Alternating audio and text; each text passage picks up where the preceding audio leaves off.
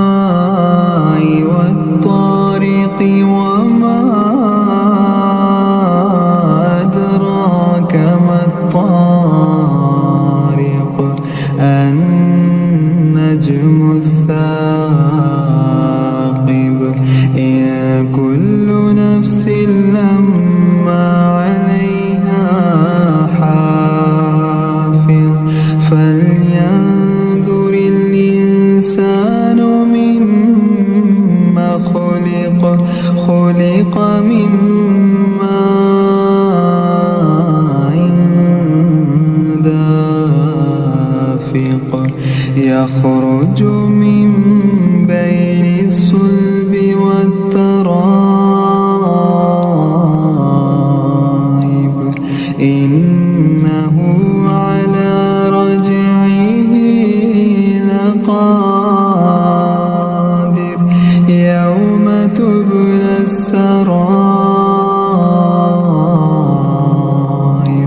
فما له من قوة ولا ناصر والسماء ذات الرجع والأرض ذات الصدع إنه لقول فصل وما هو بالهزل إنهم يكيدون كيدا وأكيد كيدا.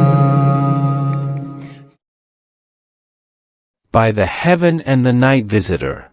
What do you know what the night visitor is? It is the piercing star. There is no living being, but there is a protector over it. So let man consider of what he was created.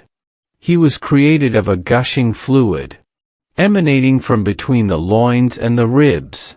Surely he, the Creator, has the power to bring him back to life on the day when man's deepest secrets shall be put to the test. He shall have no power and no helper. By the heaven with its recurring cycle of rain, and by the earth ever bursting with verdure. This, Quran, is surely a decisive word, not a flippant jest. They are devising a guile. And I too am devising a guile.